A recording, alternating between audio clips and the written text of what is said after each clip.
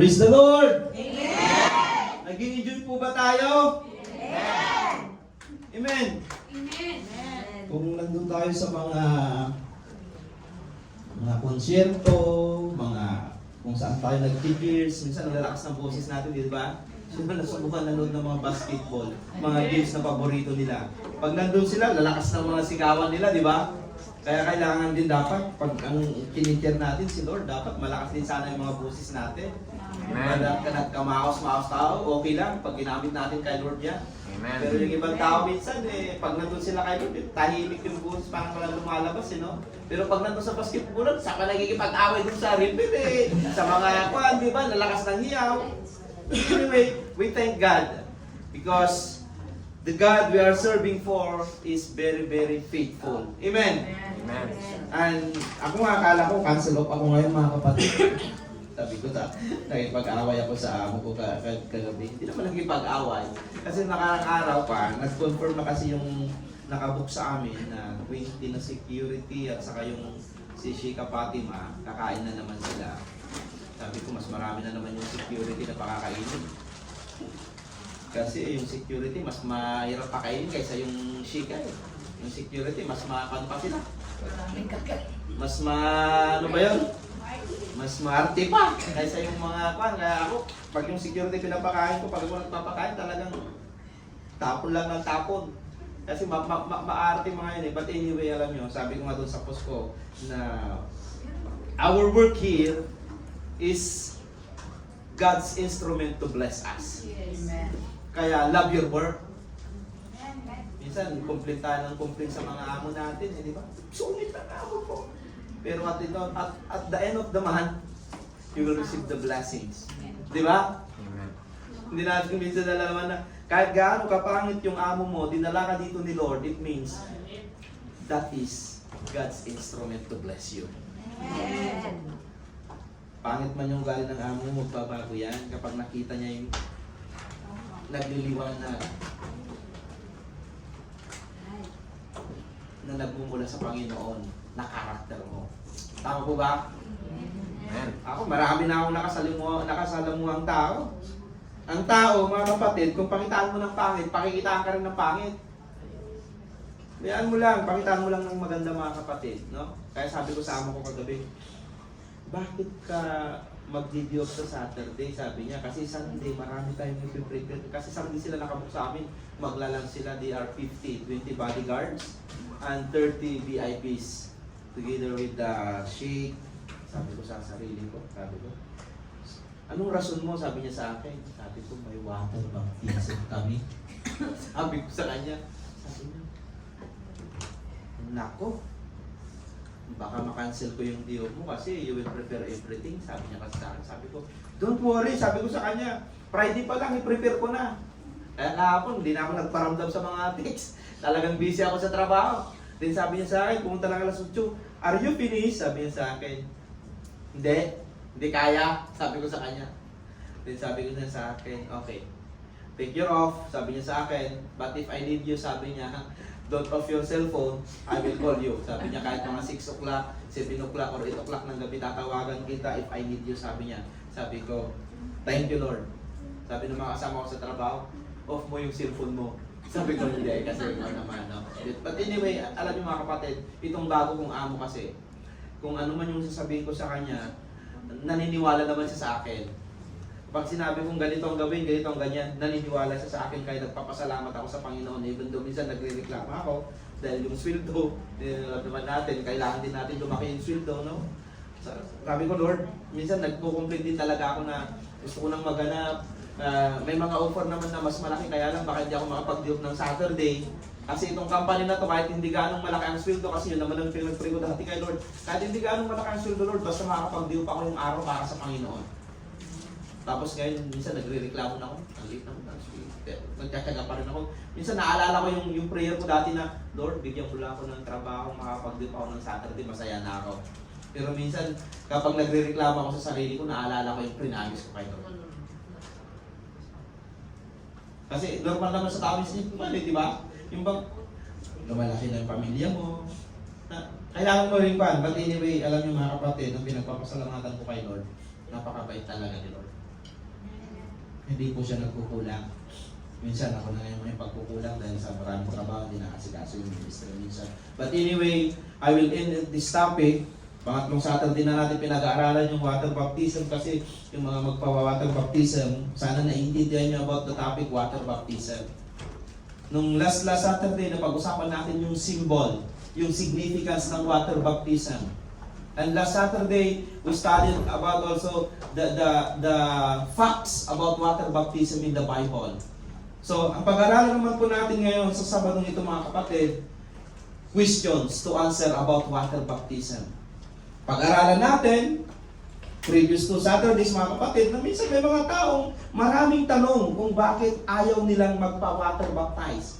May mga taong nahihiya, may mga taong may pride, baka kung anong sabihin ng tao, at hindi ko alam yung iba kung ano ang tanong sa sarili nila kung bakit ayaw nilang magpa-water baptism.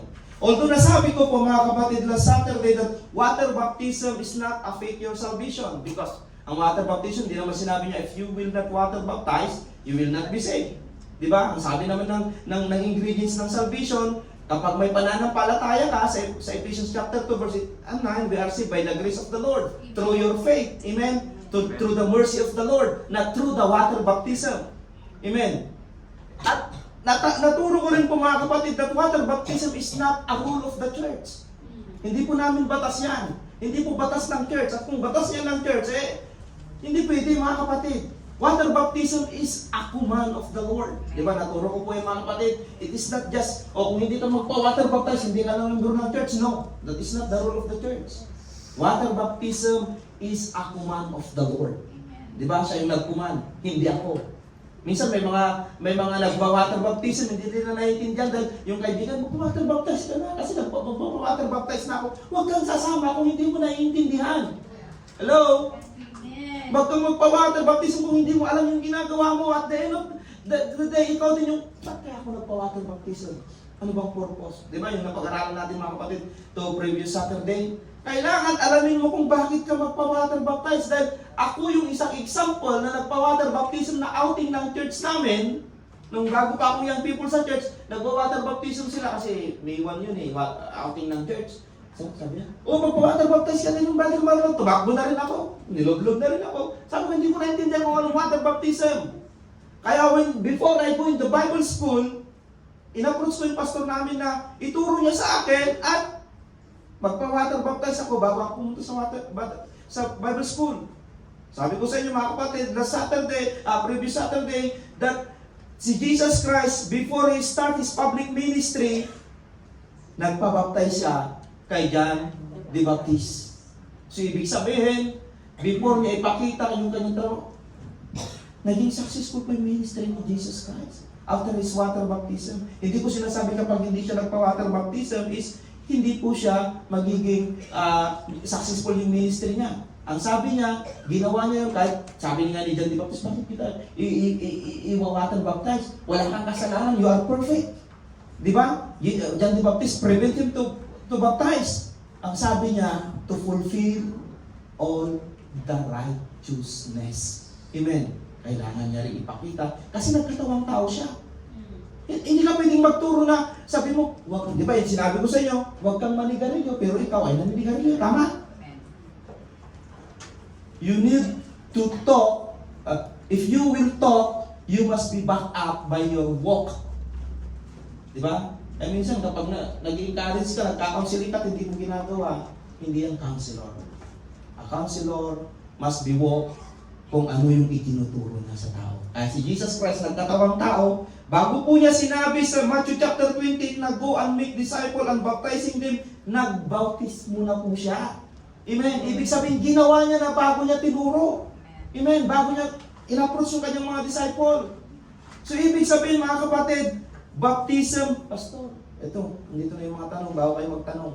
Ipapakita ko yung mga simpleng katanungan mga kapatid. So our team today's question to answer about water baptism. Unang tanong, para hindi tayo magtagal. Who should be baptized? Sino nga ba yung mga ibabaptis mo? Sino may karapatan? Ha? Alam naman yung hindi mananampalataya. Okay. Alam ba nila? Who should be baptized?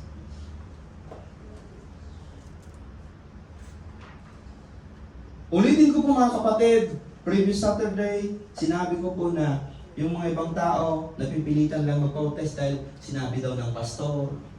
Ako hindi ako namimilit. It is your conviction upon the Lord.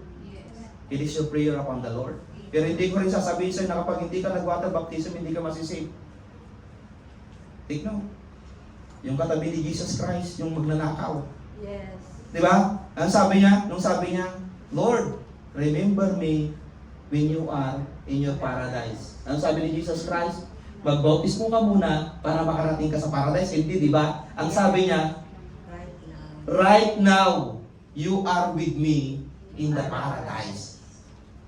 So, who should be baptized? Kung pag-aaralan natin mga kapatid. Sino ang may karapatan magpabautismo? Yung kapitbahay mo na hindi nagsisimba? Hello? Yung kapatid mong hindi pa mananampalataya? Siya i-encourage mo? O yung nanay mo, pinsan mo, kaibigan mo na hindi nagsisimba? Sila ba yung may karapatan magpabautismo?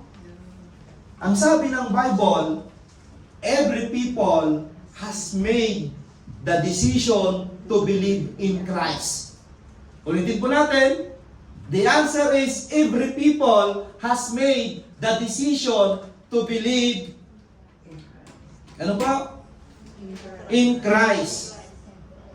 So sila yung mga may karapatan para magbautismo. Sabi dito sa Bible, so those who received His word were baptized and there were added that day about 3,000 souls. Ibig sabihin mga kapatid, yung mga taong tumanggap sa Panginoon ang may karapatan. Kung tatanungin ko kayo ngayon, tinanggap niyo na ba si Lord? Amen. Hello? Amen. Tinanggap niyo na ba si Lord? Amen. So, ikaw ay may karapatan para magpabautismo. Tama. Right. Ulitin ko po mga kapatid ha. Every people or every person has made the decision to believe in Christ. They are the one who have the right to be baptized. Hindi po yung kaibigan mo na sinusulsul mo na magpabaptize na hindi pa naman nakakakilala kay Kristo. Minsan may mga ganun eh. It is not about the pastor na sasabihin niya, oh, magpabaptize ka na. Baka mamaya, pag umuwi, hindi pa Kristiyano, nagkikristyano nga lang yan sa church. Ang sakit naman magsalita ni pastor. Eh, biblically speaking naman, di ba? Matthew chapter 7, sabi niya, not all the people, sabi niya doon na, Lord, Lord, di ba? Nagmatawag sa aking pangalan, sabi niya ni Lord sa kanila, oh, malis ka na kayo dito, ulo po. Tama? Nagreklamo pa, nagrason pa. Lord, nagpagaling ako ng sakit. Di ba? Sabi niya, malis ka dito. Sabi niya, Lord, nagpalayas ako ng demonyo. O, malis kayo dito. O, di ba? Kaya, yung water baptism, mga kapatid, kapag tinanggap mo talaga si Kristo sa buhay mo ng buong buo, you have the right. Amen. To be baptized. Hindi po yung nasusulsulan lang. It is about, sabi ko nga sa inyo kanina, hindi pa ako namimili. It is your conviction from the Lord. Nanggaling dito sa puso mga kapatid. So, ano po yung sagot natin? Lahat ng mga taong tumanggap. Pag sinabi mo kasong tumanggap, ibig sabihin, naniniwala ka. Ibig sabihin, nananampalataya ka kay Kristo. Amen. So you have the right to be baptized. Yan o sa Acts chapter 2, in the early church. Ganyan po sila. Alam mo, tignan mo dyan, nakakabilib. So those who received this word were baptized, and there were added that day about 3,000 souls. Yan yung sinabi ko last Saturday na paano kayo nag-baptize yung 3,000 souls. Wala naman isa-isang nilulublob yun. Tagal. Baka sinabi siguro ni Paul, pila-pila! O, di ba? May mga leaders din siguro, pila-pila! Pag sinabi niyang, batok! 3,000 souls, paano may baptize yun? Imagine mo sa karami, di ba mga kapatid? But they were baptized. Ang sabi niya. Even sa Acts chapter 8 verse 12, but when they believed Philip as he preached the good news about the kingdom of God and the name of Jesus Christ, they were baptized, both men and women. So ibig sabihin mga kapatid, those people who receive Jesus Christ as their Savior, you have the right to be baptized. Amen. Pangalawang tanong, para hindi tayo magtagal, when are we to be baptized? Kailan tayo magpapabaptize? Pag malapit na tayong matigok? Pag mag-mature tayo? Minsan may mga ganyan na ako, ay hindi mo na ako magpapabaptize, pastor, kasi hindi pa ako nagmamature. Bata pa ako sa Kristiyano. Marami pa akong hindi alam, pastor. Hindi ko pa alam mag-testimony. O di ba? Nahiya pa nga akong tumayo sa harapan, pastor. Paano mo ako ibabaptize? So ang tanong, when are we to baptize? Kailan? Anong sagot natin? Kung kailan tayo babaptize? As soon as a person decide to believe in Christ. Kapag yung isang tao ay tinanggap na si Kristo sa kanyang buhay, mas pwede nang i-baptize. Pastor, wala pa siyang alam sa ministry. Hindi naman pinag-usapan ng ministry, ang trabaho. Ang pinag-usapan yung baptism mo. Bakit mo sinasali na yung ministry mo? Ang sabi ko nga kanina, before Jesus Christ go in His public ministry, nagpabaptize muna siya. O di ba? Bakit kaya? Bakit kaya? Alam niyo po ba kapag i-imagine mo yung baptism ni Jesus Christ, sabi niya, when the Lord Jesus Christ, yung sa Matthew chapter 3, verse 13 to 19, pagbasahan mo ito mga kapatid, sabi niya, when the Lord Jesus Christ was baptized by John the Baptist, sabi niya, nagbukas yung pintuan ng langit. Di ba? Sabi niya, nagbukas yung pintuan ng langit.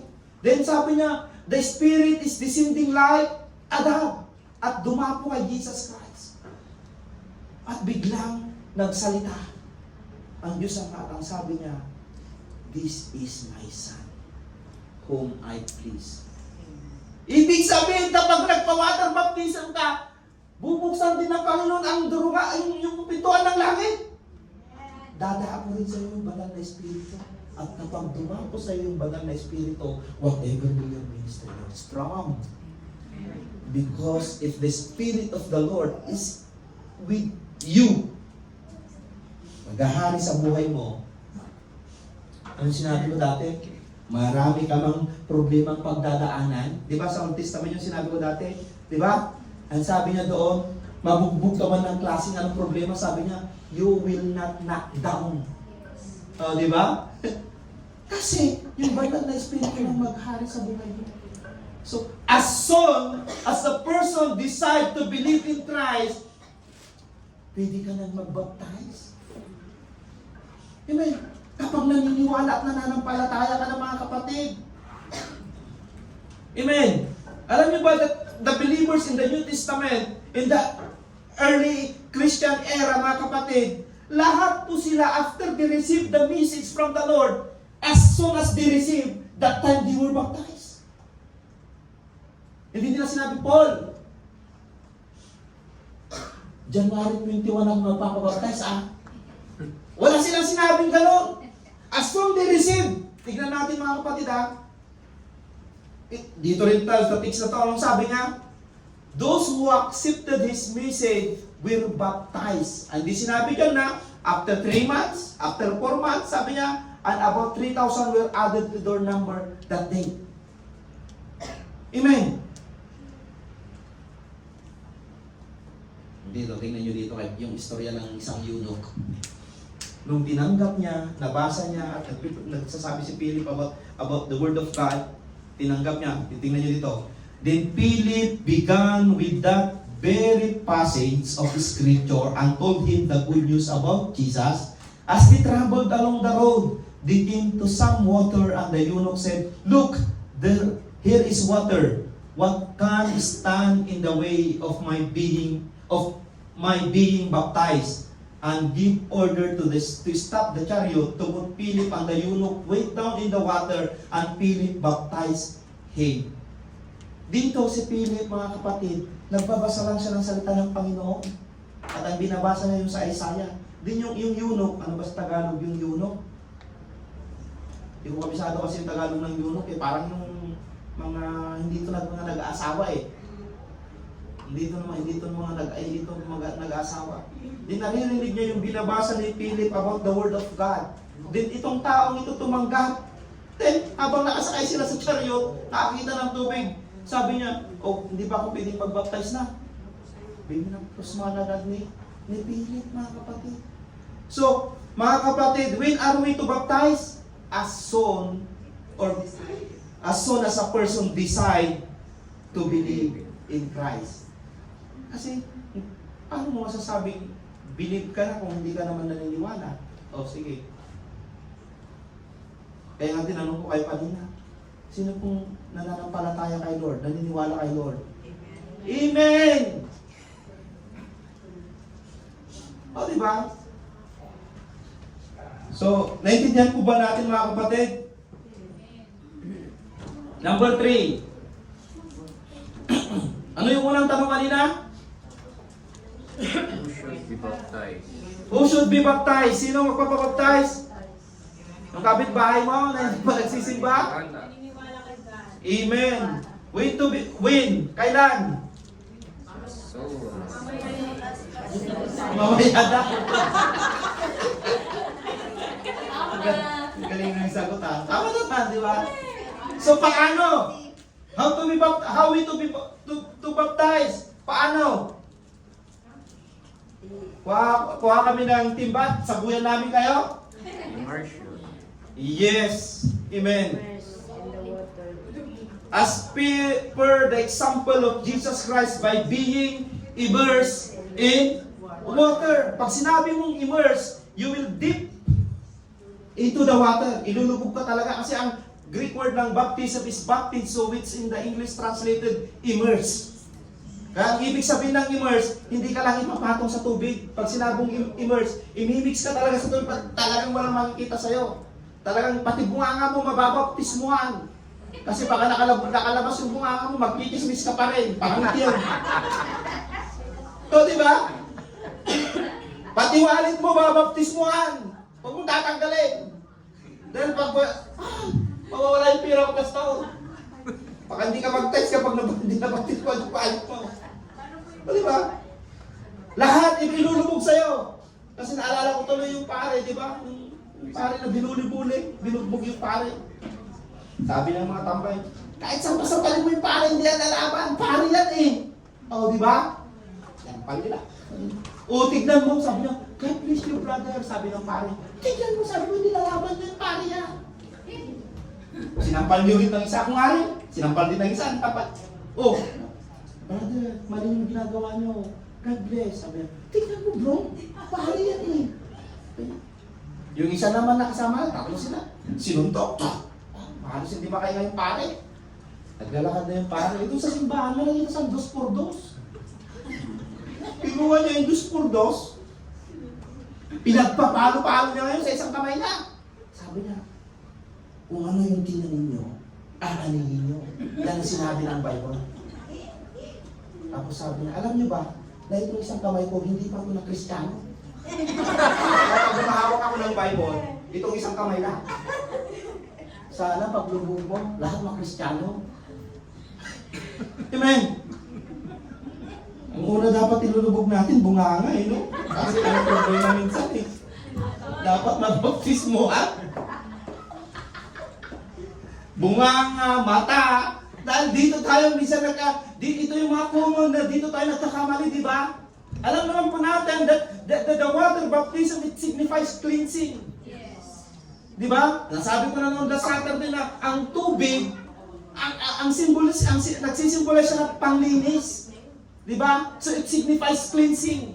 Dapat malinisan tayo.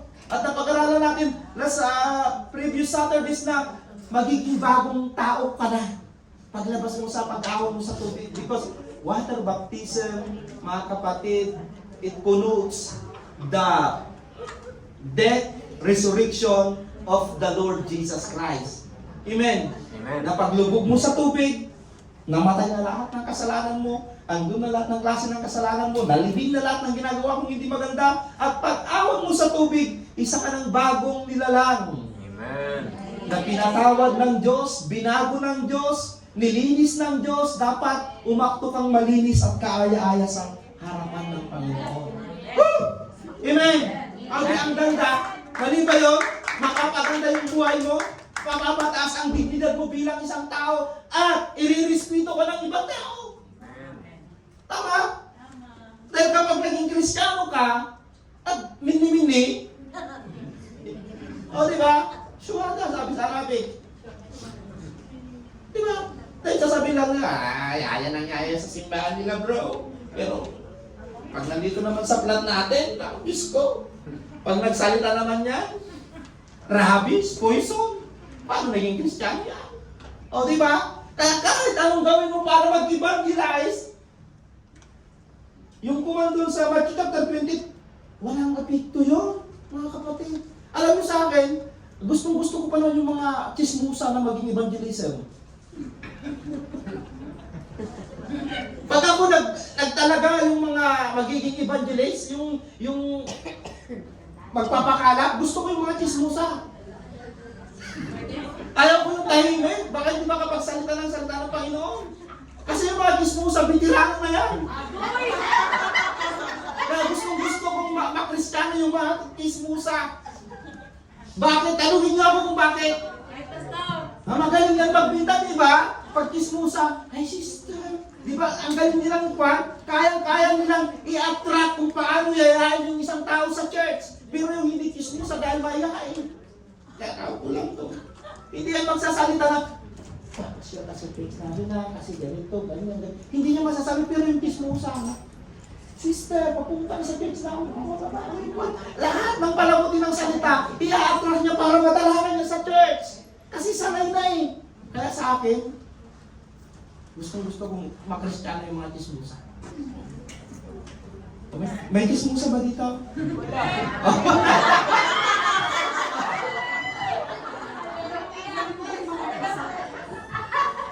Ulitin natin mga kapatid. Ano yung halimbawa? How are we to be baptized? As per the example of Jesus Christ by being immersed in water. Sabi dito, as soon as Jesus was baptized, He went out of the water. Ibig sabihin, talagang sa tubig siya nagpabautismo. Amen. And He saw the Spirit of God descending like a dove and alighting on Him. Mga kapatid, ano yung unang tanong? Ano yung unang tanong? Who should be baptized? Sino? Every people has made the decision. Amen. Number 2, When are we to be baptized? when. Alam mo tayo who, when, at yung pangatlo, how. Paano? Hindi po sprinkle. Ay baptize ko. Hindi po gano'n. At hindi rin po nagtiba para ganun lang. Ang sabi, by being immersed. Amen. Hallelujah. So naiintindihan po ba natin mga kapatid? Okay. Number 4. Ang tanong ngayon. Kapunta mo na ba sa isip mo yung tanong na yan? Do you come to the point and do you arrive in your point na bakit ako magpapabaptismo? So what is your answer? Kasi sinabi ni pastor, oh, huwag niyo sabihin sa akin yan. Kasi in-encourage ako ni sister. Oh, my goodness. Kasi sabi nila pwede na raw. Ano pwede na raw? Hindi sila yung magdidesisyon. It is about you. Amen. So why should I baptize? Bakit ako magpapabaptismo? Nakakaya. Dahil pa naman tao, baka sabihin nila sa akin doon lang yun. O, di ba? Naalala ko tuloy, yung baptismo ko talaga nung unang baptismo ko. Hindi ko naintindihan. Dahil, ano ba yun? Ang tawag mo sa Tagalog, yung bang parang, sa Ilocano kasi, paspasurot. Alam tayo, Tagalog yun. Ibang Salin po sa. para salin pusa lang, no? Pero before naman ako nag-Bible school, honestly na talagang I decide to become faithful from the Lord. Nung bago ako magpunta sa Bible school, sabi ko sa pastor namin, ipa-baptize mo ako. Kailangan kong maintindihan. Kaya, very pa na ako, ano ba tayo? Very VIP, no? Talagang ako lang. Pumunta kami sa ilog. Kaya, nagpapasalamat ako sa Lord sa pastor po namin noon, mga kapatid. So, why should I baptize? Anong sagot natin, mga kapatid? O anong sagot nyo? Bago po natin tapusin. Ya? Bago po sagutin yan, sino po dito ang nagpa-water baptism na? To be honest. 5, 6, 7, 8, 9, 10, 11, 12, halos lahat na pala nagpa-water baptism na, no, mga kapatid. So, pero natanong nyo ba sa isip nyo to nung nagpa-water baptism kayo? Anong nasagot nyo, mga kapatid? Sa Bible, sasagutin natin yan sa Bible, mga kapatid. Ayan na yung nilagay ko na dyan, mga kapatid. Bakit tayo magpapabaptize? To follow the example of Jesus Christ. Siya nga, malinis na malinis, anak ng Diyos, nagpa-water baptism. Ang tanong ko dito, pag hindi ka ba pag nagpa-water baptism ka ba, nakakahiya ba? Pag nagpa-water baptism ka ba, naibababa ba yung pagkatao mo? Hindi naman, di ba? Baka anong sabihin ng mga kamag-anak, Pastor? Bakit mo iniisip yung sabihin ng ibang tao? Dapat ang isipin mo kung anong isipin ni Lord sa'yo. Di ba? Dahil ang isipin ng ibang tao, hindi talaga maganda. Because you cannot please everybody. Mga tao, you cannot please everybody. Anong gusto mong ma-please? Yung tao o ang Diyos? Oh, di ba? If you please people, babago-bago ang isip ng tao. Minsan, gusto ka niya, minsan ayaw ka niya. Di ba? Pero ang Diyos, pag gusto ka ni Lord, talagang gusto ka. Hindi na yung magbabago. Amen. And that's why should I baptize? To follow the example of Jesus Christ. Amen. Number 2, because Jesus command it. Bakit ka magpapabaptismo? Dahil ang Diyos mismo ang nag-command. Di ba? Yan sa Matthew chapter 28, verses 19 to 20. At ang pangatlo, it demonstrate that you are now a really believer. Bakit ko sinabi it demonstrate that I am a really believer? Kasi, mga kapatid, sabi po natin last previous Saturday that water baptism is a public declaration of your faith. Tama po ba? That is your outward testimony na ipapakita mo sa buong mundo na, oy, talagang pala ako certified. O di ba? You publicly accepted the Lord Jesus Christ, mga kapatid. Amen. Kaya, isa ka ng mananampalataya. Ito, then Jesus came from to the Galilee. Ito yung example kay Jesus Christ, mga kapatid. Ito yung passage na we should be baptized to follow the example of Jesus Christ. And number 2, we should be baptized because Christ command it. Ano sabi ni Jesus Christ? Itong Matthew chapter 28, mga kapatid, si Jesus Christ ay namatay na po dito. Bakit siya nakapag-command, Pastor?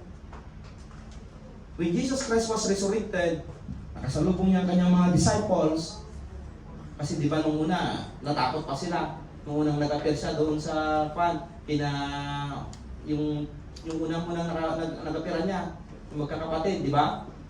Tapos nag-appear sa ulit. Then sabi nga ni Thomas sa kanya, jakati, kita. O di ba? Si Jesus, sabi niya, multo lang yun, sabi nila, di ba?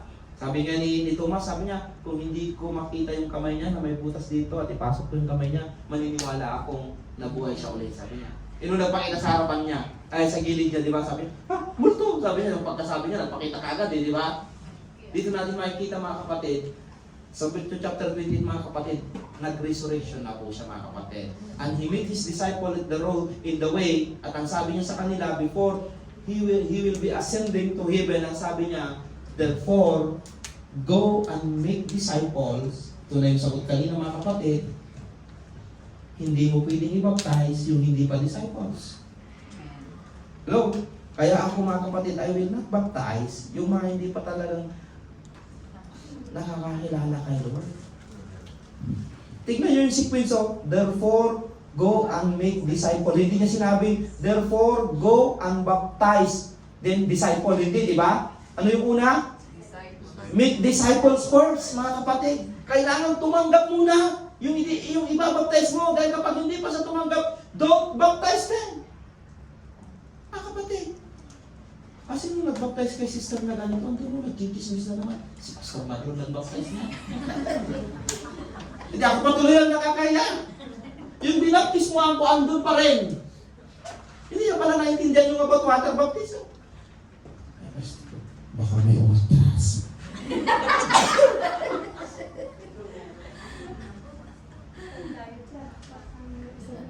Kasi mahirap. Anong mahirap? Napakaganda mga kapatid. Dahil malilinisan ka, mapapaganda yung buhay mo, tatayo yung integridad mo bilang isang Kristiyano. Amen. You will bear the name of the Holy God.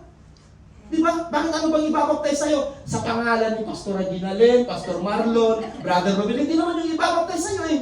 Ang ibabaptize sa'yo, the triune God. Yes. Di ba? It means you will bear the name of the Holy God. Yes. And the Most High God will bless you.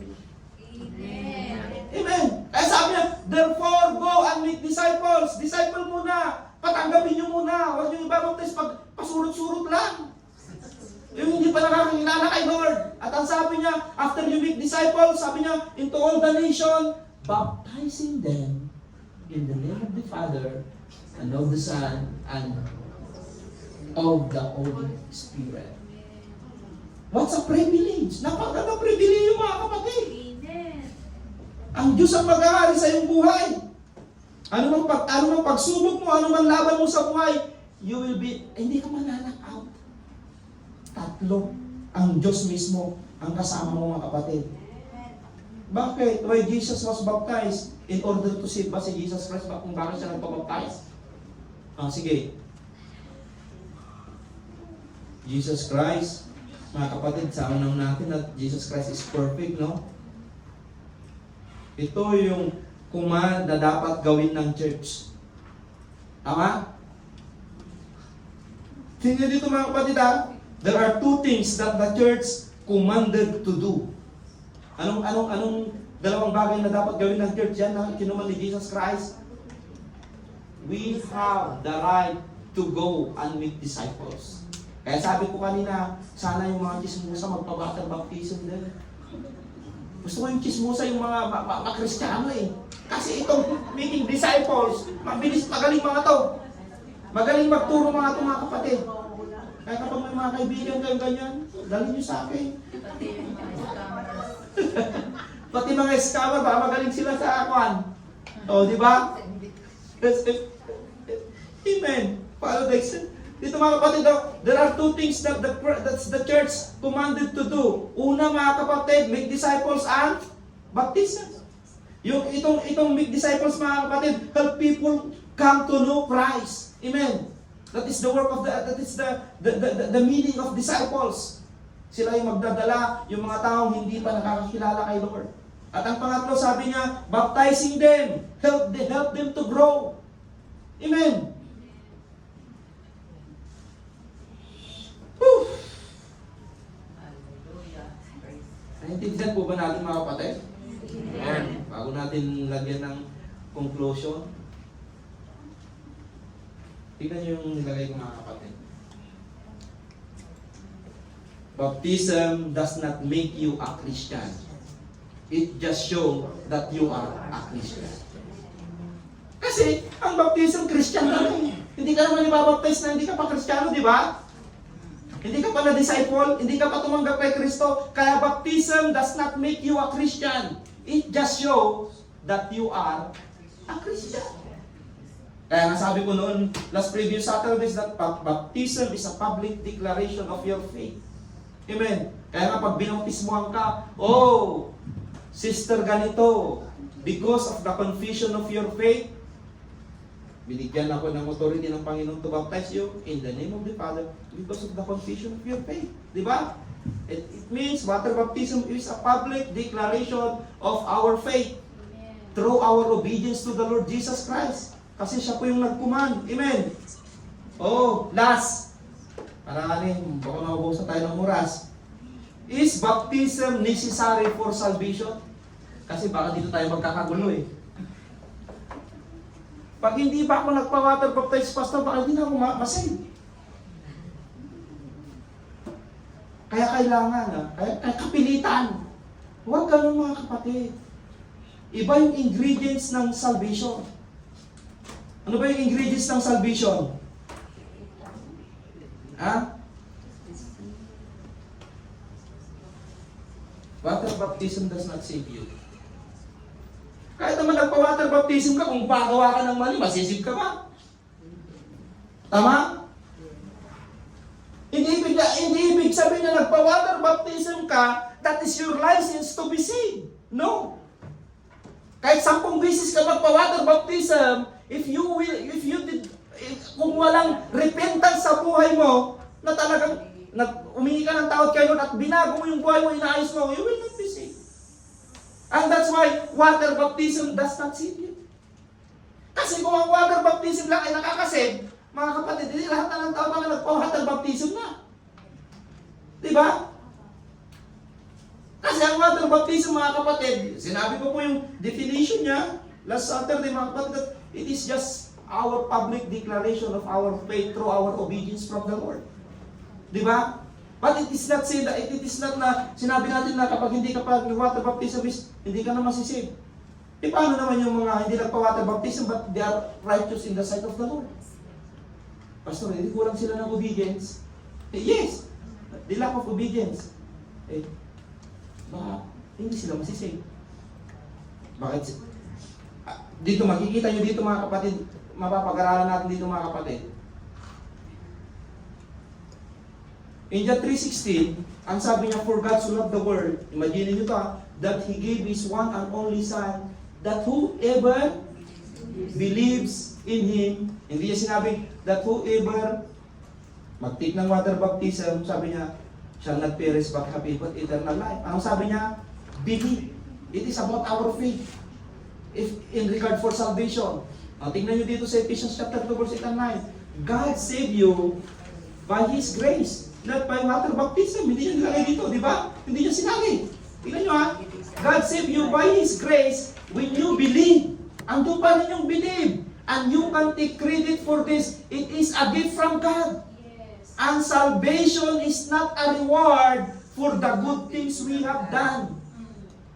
Kahit gumawa ka ng maraming kabutihan, without faith from the Lord, without belief from the Lord, mga kapatid, sabi niya, it is not a salvation, it is not a reward for the good things we have done, so no one or none of us can boast about it. Dahil kung kabutihan lang pinag-usapan, madali lang. Di ba? Madali lang gumawa ng kabutihan. Without faith. Madali lang mga kapatid. And that's why the very ingredients of salvation is faith from the Lord. Faith from the Lord. This faith is an action word. It means action word, you need to work out your faith. Hindi lang, naniniwala ako kay Lord. Madali lang maniwala mga kapatid. Pero kung wala ka sa gawa, kailangan you need to work out your faith. Kasi naman si Satanas naniniwala ng may Diyos. Parehas lang kayo no, hanggang naniniwala ka lang walang ginagawa. Nakuha niyo yung lagay. Hindi parang si Satanas ka rin. Kung hindi ka hindi mo ginagawa, di ba? Kasi si Satanas, alam niyo may Diyos, naniniwala sa sabi niya rin eh. Oh, but you need to work out your faith. Mga kapatid, tingnan niyo dito sa Titus. He saved us not because of righteousness or righteous things we have done. Because of His mercy. He saved us through the washing of rebirth and renewal by the Holy Spirit. At ang conclusion natin, mga kapatid, pakinggan niyo ako mga kapatid ha, bago ko basahin yung conclusion na yan.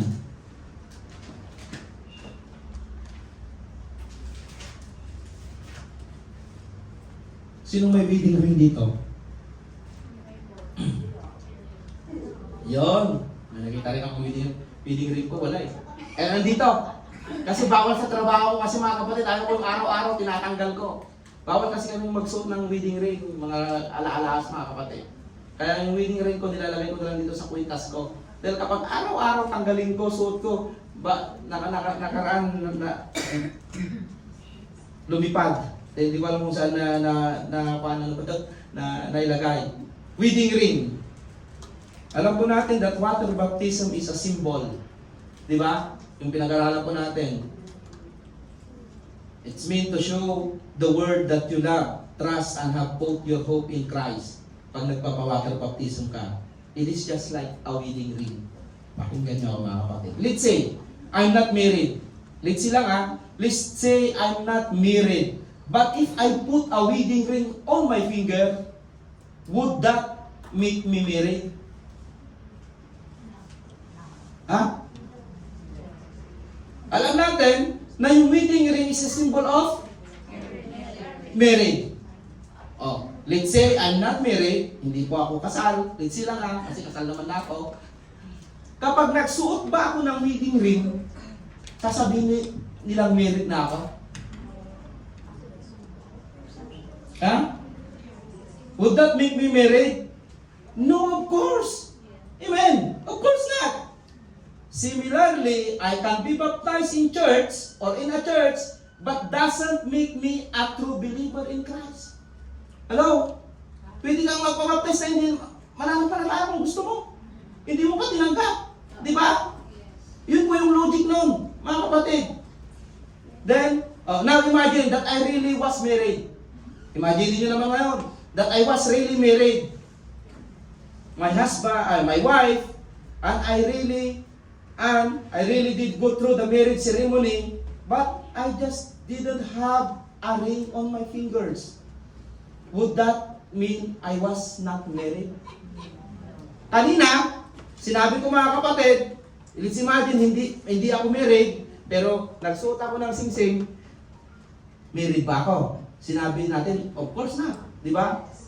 Then, ngayon naman, imagine, I am married, I love my wife, and hindi ko sinusuot yung singsing ko mga kapatid naman ngayon, balitan natin.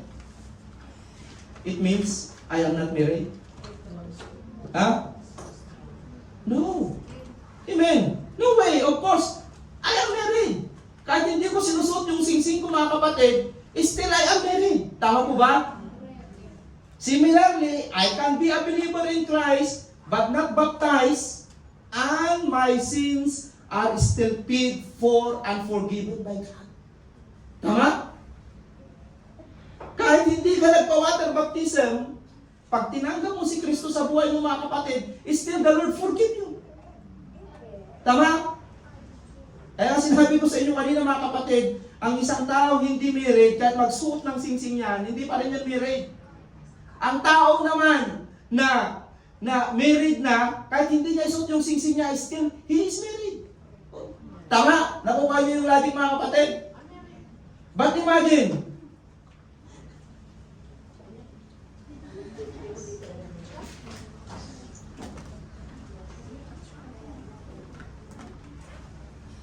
bang naguluhan ata sila. Nakuha, Pastor. Amen. Amen. Sa conclusion na tayo, nakuha na nila.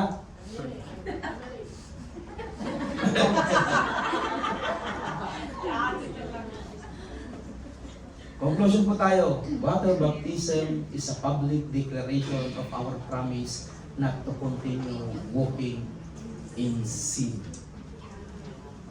Pag nagpa-water baptism po tayo, puputulin na po natin yung mga ginagawa natin na hindi maganda, na mga bagay na sumisira sa pagkatao natin bilang Kristiyano.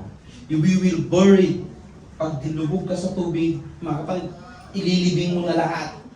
kung sino ka noon, kung ikaw ay mayabang, kung ikaw ay madamot, kung ikaw ay lahat na ng ma. Alam niyo lahat na ng ma? Marites, Marisol, ano pa? Marife. Lahat ng mga kapatid, when you will dip in the water mga kapatid, you will bury all the things that hinders to grow your faith. Mga kapatid, dapat magpalubog lahat. Sinabi ko na kanina yung explanation mga kapatid. Ilubog mo, pati bunganga mo, pati tainga mo, baka minsan may mga naririnig pa na hindi maganda at na ipapasa mo. O, di ba? Kailangan pabautisman natin lahat yan. Lahat. Pati yung mata, lubog mo para hindi nakakakita ng sasabihin niya sa bunganga mo. At nadidikta niya yung bunganga mo mga kapatid. Yung bakit ko sinasabi ito mga kapatid? It is not my own benefit. Yes. It is your benefit. Yes. Diba? Hindi pa ako nagagalit. Alam niyo kung bakit ko sinasabi ito? Para mapaganda pala yung buhay niyo. Para hindi kahiya-hiyain yung buhay niyo. Amen. Ito ay paglabunan niyo yung pananampalataya. Yes. At sana naintindihan po natin. At ulitin ko po yung conclusion natin nung nakaraan. You are now a new creation. Bagong ikaw na. Sana gamitin mo yung buhay mo para kay Lord. Hindi para sa tao. Praise the Lord. And may God bless us all.